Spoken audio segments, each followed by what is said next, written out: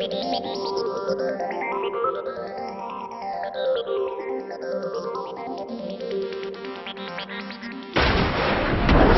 term bullet time is a dramatic convention that Andy and Larry made up.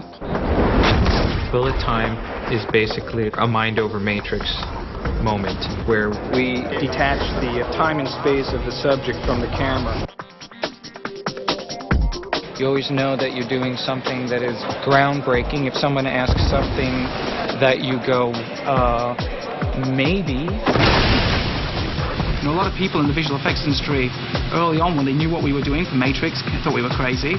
Yeah, you're smart, but you're not that smart. It's like a small idea that gets bigger and bigger and bigger and then finally becomes supernatural. It is just staggering.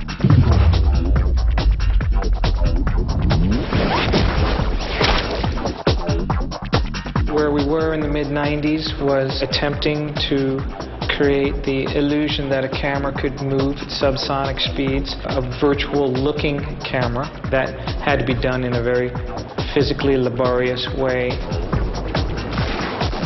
We shot that test in a junkyard with a handful of still cameras that we bought locally. 120 cameras and 2 motion picture cameras set up. It was photographic, it was two-dimensional, and really there was only one path that our camera could run because we had to plan it and lay out all these still cameras.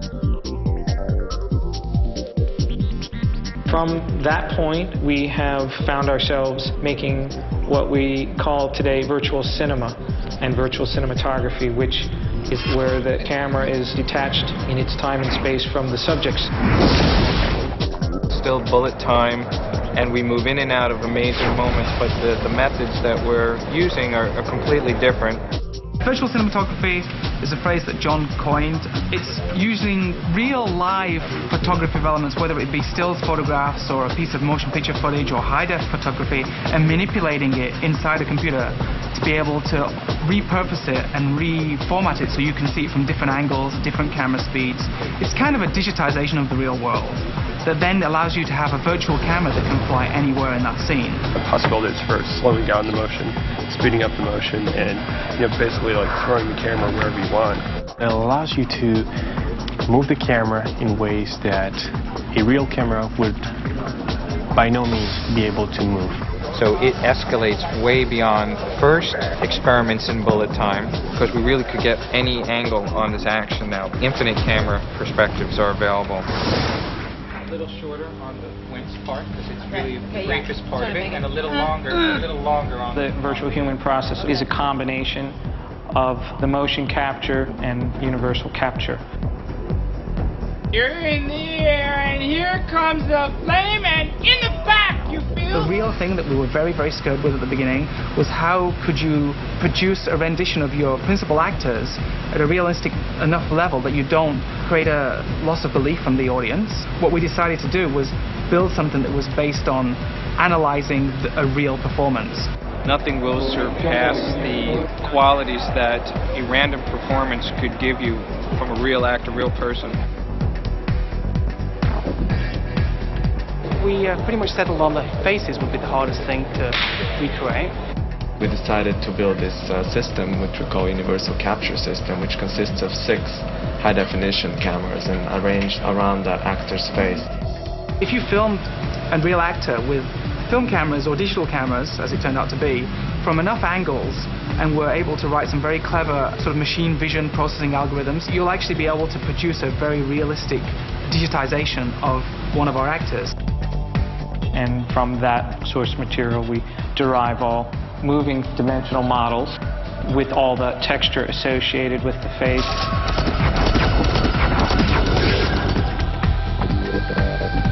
This is the sort of new and fun part of the process, a procedure known as motion capture. The more of the real actor we can use, the better. The stick figure really represents the bones inside of the character, and so the nice thing is that you can put that inside any character. The scene that it's most applied to is the Burly Brawl, and the procedure for that was to figure out the master plan for the choreography, captured all these little components, and then composed. for the Burley Brawl. Because there were 350 Agent Smiths in one shot, there's no way you would be able to do it any other way. We pretty much had to do it as digital humans. So looking at virtual Keanu, it is Keanu performing underneath that CG shell, and all of his training pays off for our material just as it does on film. With many years of development and many people working very hard to try and get the essence of Hugo and Keanu into these digital characters. At this point, nothing is real. This is all just computer graphic.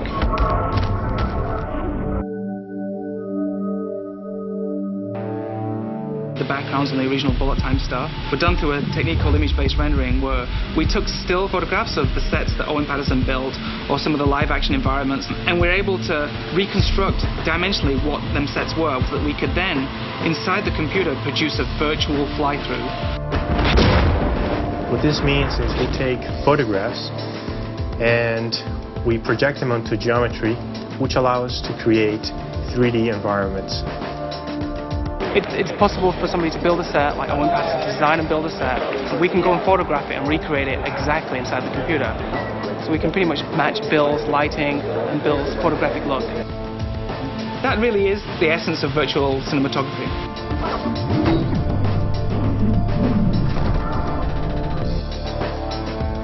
For Trinity Falls and Reloaded, specific buildings in Sydney have been selected to be the environment, and so those have been all photographed. All the way down. It doesn't involve us completely making synthetic creations in the computer. We still need a real set, real lighting, and real photography to get it to work, because it actually gives a very realistic look to the movie.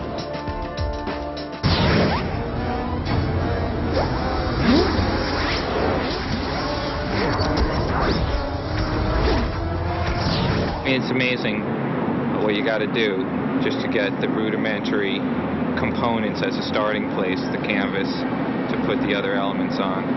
So today we're going to get our endless megacity sprawl. Megacity is based on tons and tons and tons and tons of photographs of Sydney, Australia. Sydney, Australia isn't necessarily the look of the Matrix, so we had to repurpose a lot of it and extend buildings, change color palettes, make them look a little bit more interesting. And that was done by our map painting department and our virtual background department. We created buildings based on the photos, but extended them to 100 stories, sometimes 200-story tall buildings.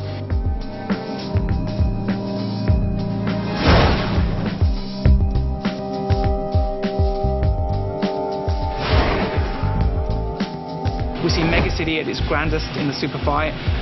It's an excellent combination of virtual backgrounds, matte painting, and synthetic characters. The number one obstacle for doing flying successfully was weightlessness and the feeling that you were not encumbered by gravity and the physical constraints that doing rigs on sets brings you.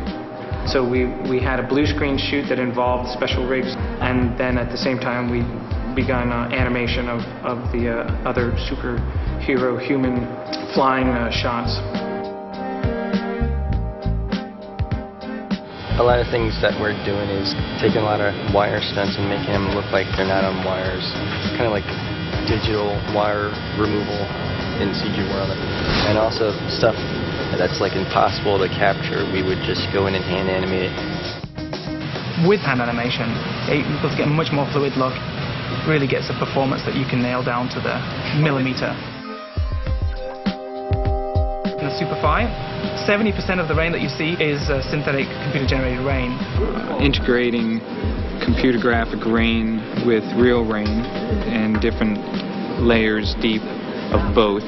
It took us a long time to get the rain system to match the live action, to the point that we could actually insert in the middle the synthetic rain.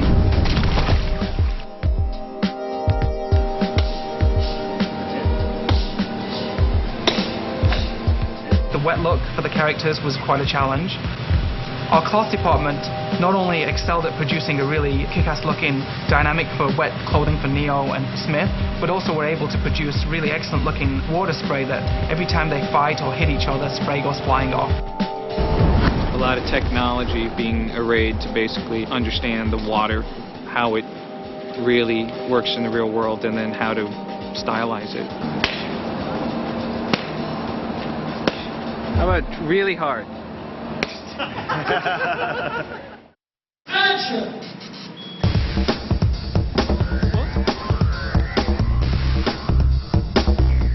The punch is the definitive blow delivered by Neo. We're looking to really amp up the drama of a fist, and it will be smashing through rain that's nearly suspended, and the rain will smash off in a zero GE way. So we are basically going to cover it virtually with computer graphic fist scene with somewhat of vertigo camera lensing to create a real sense of enormous mass. This sequence is one of the biggest visual effects sequences in the movie. Blue screens, CG rain, actual CG digital Neo and Smith characters. This has everything thrown in.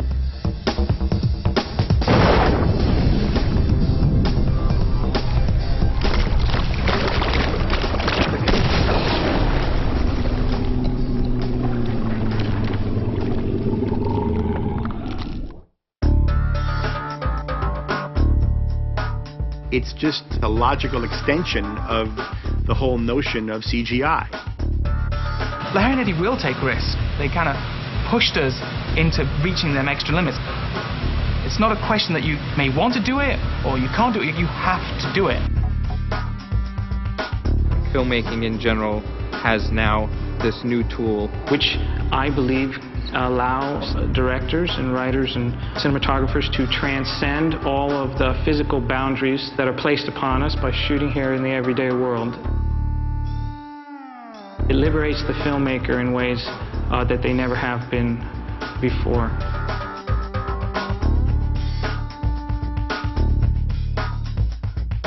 And that is a pretty long stretch in that time frame.